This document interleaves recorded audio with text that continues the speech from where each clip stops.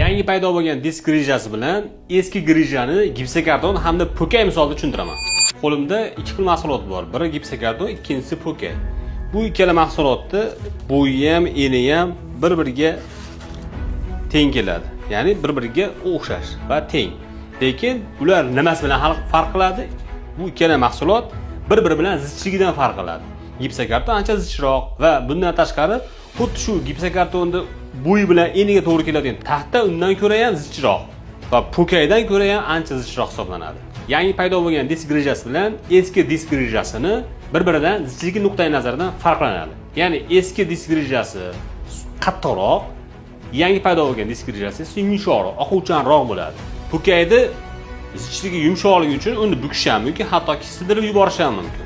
Qattiq gipsokartonni yoki shu razmerdagi taxtani sindirib yuborish qiyinroq, zichligi yuqori bo'lganligi uchun faqat uni aralab bo'ladi xolos. Bundan oldingi videoyimizda qattiq hamda qurt misolida tushuntirganimda juda ko'p negativlar bo'ldi.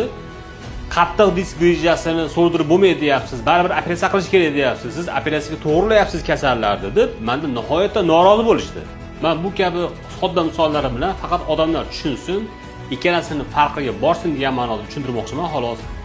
Maqsadimiz operatsiyaga burish emas.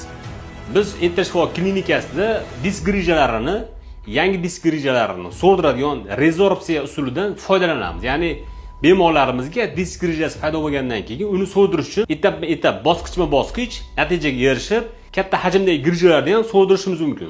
Eski disk surasi esa pulpoz yadroni yirtib chiqib, yillar davomida orqa miya kanaliga yoki nerv chiqadigan teshikka tiqilib, organizmda ichki imkoniyati yetarli bo'lmasdan, so'rilishga ulgurmasdan o'sha sohada qotib qoladi. Eski disk grijasining eng yomon oqibati bu orqa miya kanalini ikkilamchi toraytirib, stenozga sabab bo'lishi mumkin.